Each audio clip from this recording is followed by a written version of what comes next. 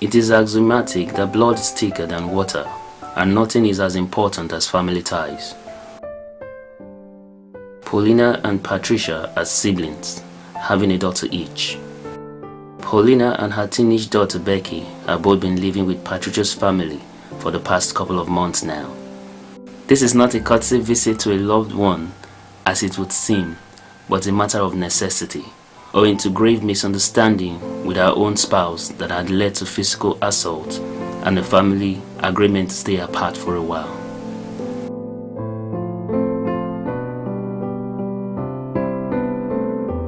In a few months of stay, rivalry had been the order of the day between Paulina's daughter, Becky, the younger of the teens, and Kate, Patricia's child. Stop! It's my book, it's not your phone. Stop it! Stop my book! The girls were literally acting like cats and dogs in the house.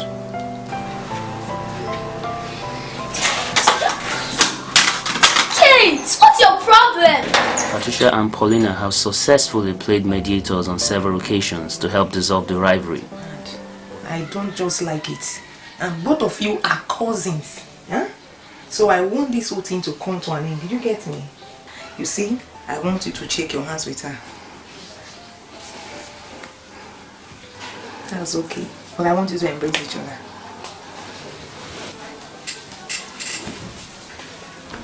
But recently, Paulina feels Patricia has been on the defensive for her daughter, who is older and ought to show some maturity. Currently, things have gotten to a head. Further contention between the two children led to serious bodily injury for Becky, Paulina's child.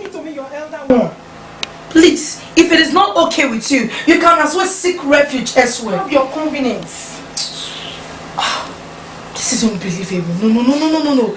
I don't think I can take this anymore. She was hospitalized and missed school for 3 days. Although both sisters shared the bills, Paulina reasoned that Patricia did not accept responsibility enough for the actions of Kate. Patricia reprimanded Kate alright, but in Paulina's opinion, so mildly, Paulina fears the event might recur. Both children schooled together and often shared resources to manage costs for the parents. Paulina knows that costs will skyrocket for her if she insists on setting the donations. Furthermore, she is squatting with her sister and so does not have the upper hand. Becky's father is compounding the issues by demanding for Becky to come live with him until his marital differences with Paulina are ironed out, if ever.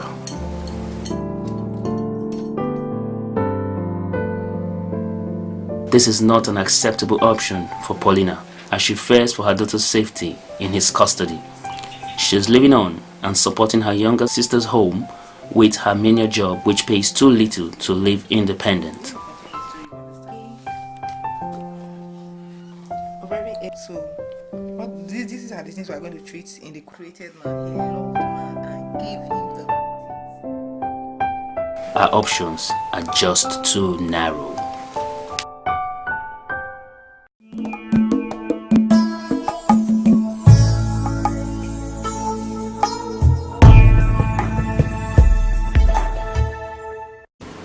Hello, compliments of the season. Welcome to another episode of Decisions. My name is Patricia and today we'll be talking about forbearance. A lot of us have been in situations where we have had to, forbear relationships for one reason or the other, maybe for what we had to gain, or maybe what we even had to give. Well, today we're going to learn more on how to forbear better, and if we even have to forbear in the first place. I'm not alone. With me, just sitting so close to me, is the beautiful looking Dr. Deaconess Tina Isiche. She's a pastor at Redeemed Christian Church of God, Holiness Assembly, and she's also a deputy director at PTI from Welcome. Thank you. Congrats on your wedding and your birthday. Thank you very She'll much. be our wedding anniversary is coming up, and to be 25 years of blissful marriage. Thank you. Congrats. You Thank look you very much. Christmas. Yes, it's a season. Compliments, ma. Thank you. And just sitting close to her is Reverend E.O. Ubior. He's the National Presbyter of Church of God Mission and is also a lecturer and professor at the College of Education, Warri. Welcome, ma. Welcome, sir. Thank you very much. It's good to have you around. Thank God, to God be the glory. Compliments of the season, sir. Same to you. Okay, we'll be going straight to what we have today. And the first thing we'd like to discuss is how do you manage frictions in relationship? Because I think if there's one thing we all agree on, is the fact that frictions are consistent in relationships. It's something that we cannot help. In fact, it's even more suspicious when there are no friction as it were for a very long time. So I'm going to start with Dr. Ma. How do we manage friction? One thing we need to understand is I usually tell people that if you had to live, if you were duplicated and you were staying with a replica of yourself, you may still have frictions. Not to talk of when you're not doing it, staying with another person. So when we have that at the back of our mind, therefore, it's for us to bear, okay, in our relationships, with other people. Give them the benefit of doubt, excuse some things, okay, and maybe not take things a bit too seriously. If we have that kind of mindset, because I tell people it's not everything about you yourself that you don't like. You don't like everything about yourself, and you haven't done anything to yourself based on those things that you don't like. So if you can bear with yourself, yes, you could just try to bear with others. Okay. Remember. Yeah, like she said it all, except just to add that frictions are inevitable. It's abnormal not to have one. Now Shakespeare says that troubles, wahalas will come, and they come not single, but they come in battalions. So the important we should know that they are bound to come. Secondly, that no two human beings are ever the same. They are not ever the same. We have innate potentials, environmental influence, and what have you. Thirdly, how do you manage the problems depends on your attitude to life.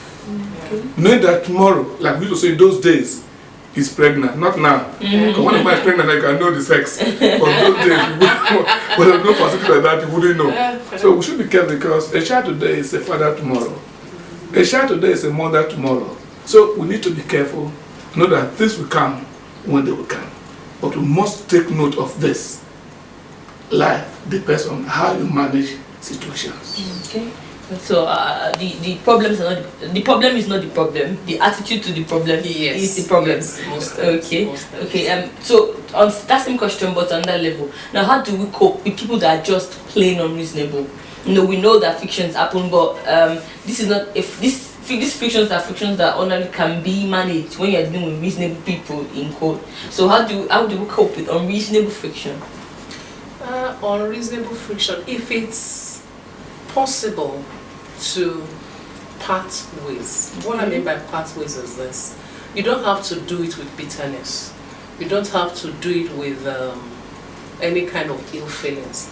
But if you find out that my continuous stay with this person is not helpful to me, and almost like you're at each other's throats and all that, it may be better to say, okay, if it is possible. The only situation where that is not possible is when it's a husband and wife. But for every other person, if it's possible to say, okay, can we, separate so that those frictions are actually reduced. When people, no matter how much friendly and all that people are, when you have to bring them together under the same roof, the frictions usually increase. Love is sweeter when we are farther apart. That's one thing we must recognize. So if it is possible to bring about a separation so that those frictions are reduced, especially these cases talk about unreasonable frictions, okay, so the other person just doesn't want to be reasonable, then it may be better, to say, okay, let them separate. Okay. While the relationship is still existing, Same question. twisted again. Siblings cannot actually separate, in quote. So how do we, and there's always rivalry among siblings, whether you're cousins or your sisters, but siblings as it were. How do we deal with rivalry from siblings? How do we deal with it as siblings and as parents? Well, I think one of the things that parents should do is to ensure that you talk to the children from time to time. Okay. From time to time, let them know. Discuss with them at their level. At their level. 2, see, when you separate a father and mother from a child, the child tends to lean more on the mother's side. What does the Bible tell us? That even, say, can a mother forget? That even if a mother forgets, God says He will never forget us. So in that situation, siblings should be discussed with, and they should see themselves as coming together as one family.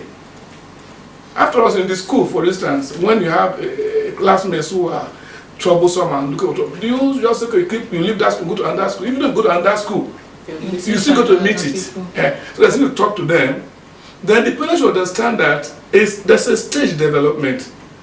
The children will develop to the point of saying, oh, this is my brother, this is my friend. There's a between friendship and brother. Right now, like we saw, Patricia's daughter feels that her rights have been trampled on. The freedom she used to enjoy is no more there. It's no more there.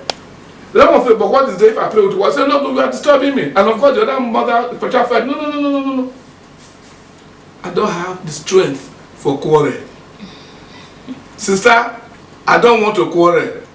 But if you cannot go by my constitution, in quote, you know what to do. Okay, have your convenience.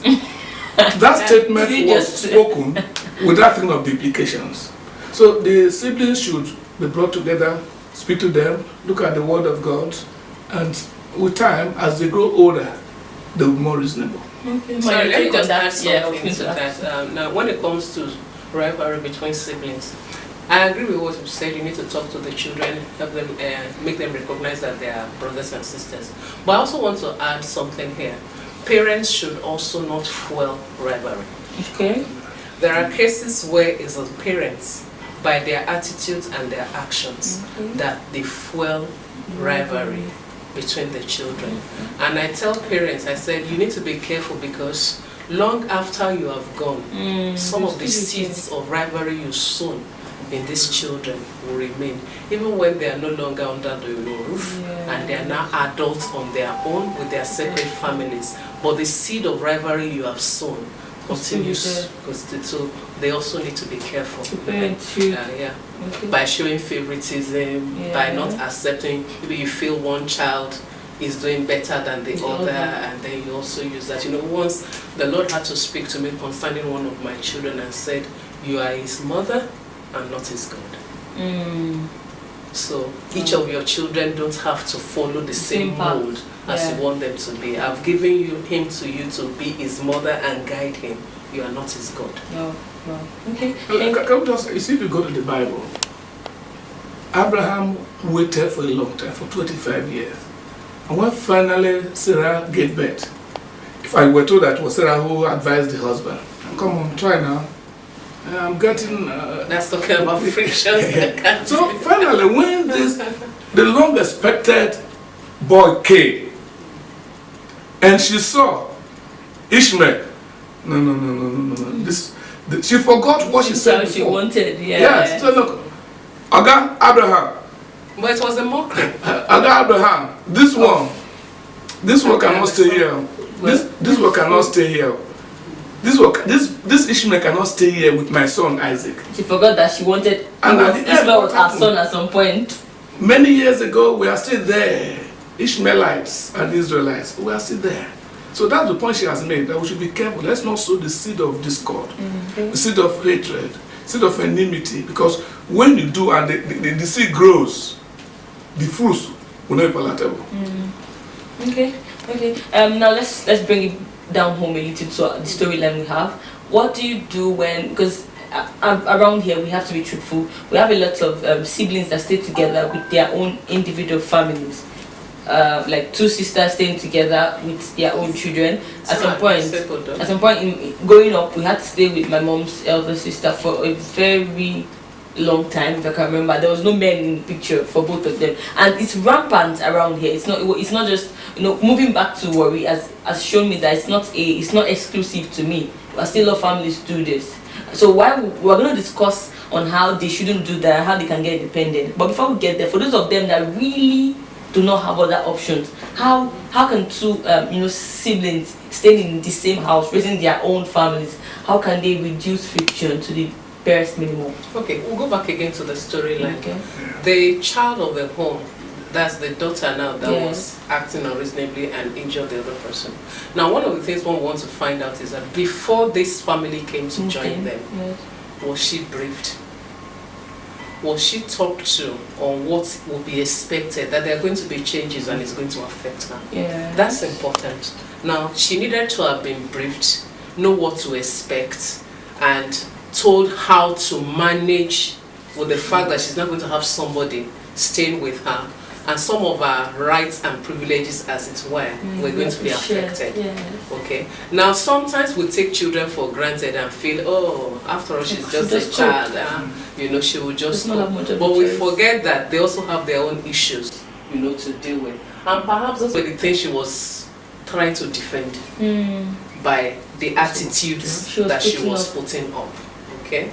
So coming back now to say how long or how should we manage such frictions? You say it's still happening now, but I wouldn't really advise it on a long term. Okay. On a long term. Oh yes, there's an issue. For now, you've got to stay here, but it shouldn't be a continuous. It shouldn't be a continuous one. She would also value her own independence. Okay, and wants a situation where, oh, I'm in my own space. It doesn't matter how small that space is. That's why I said earlier, she thinks she doesn't have a choice. Many reasons, and many times people feel, oh, there's a kind of comfort I'm used to. And because of this that has happened, I'm not ready to calm down on the level of comfort I'm used to. So we want to move into a place where we think we can still have that similar comfort.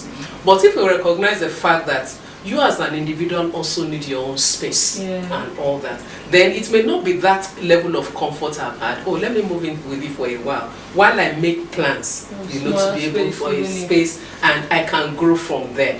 Okay, and then I will usually advise, for instance, if I have that kind of a situation in my hands, yes, you could come in for a while, but I think I would rather get you a space of your own as a way of assisting you than bring you in and cause so much friction within the family. Okay, Reverend, you have something to say, but we're just going to break and then you get to tell us what you have to say. That's okay, I agree with you too, because we don't go think life is like that, so there's need to do what should be done.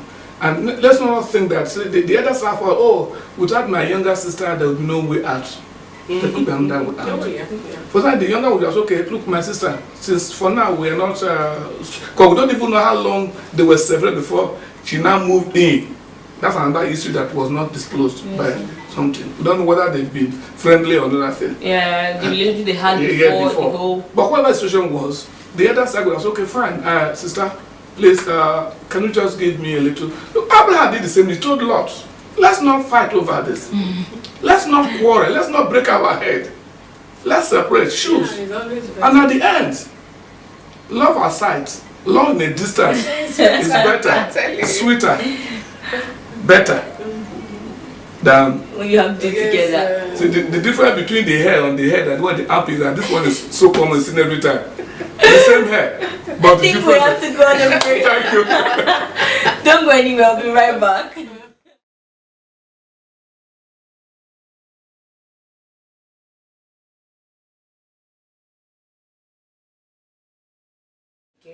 There are several ways to look at it. Now, being married to a pastor does not automatically confer you that title or make you a pastor.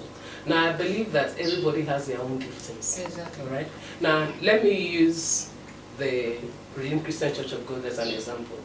Now, when a man is made a pastor, they believe that that ministry, the wife has to be carried along together. Now, in that 1 week, 2 weeks, 1 month, 3 months, as the case may be, you still need to forbear with each other because everybody is coming in with their own mindset.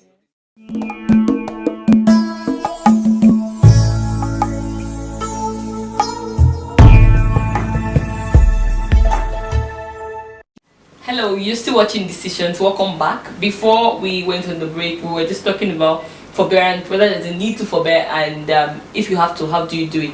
Okay, quick question.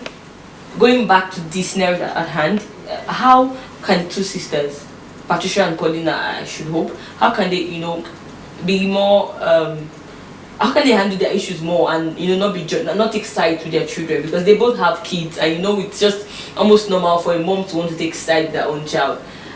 Especially for the person for the elder sister, the one who doesn't own the house. It's going to be more difficult for her because she's going to try to, after all, they're accommodating us, all of that, putting all of that into consideration. How can they both live in a more peaceful way, ma?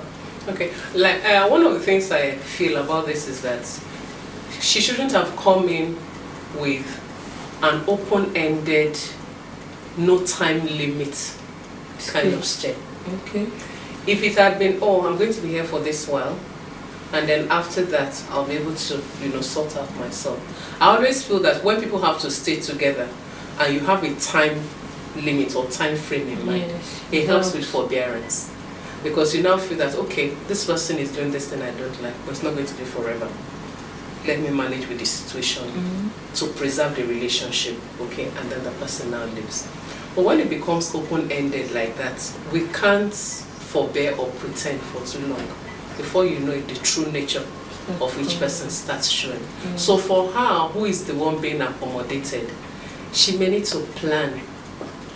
When do I hope to leave this place? For her, for that child, they need their own space, okay? Without the attitude, the talk, and all that is coming in, from their own end.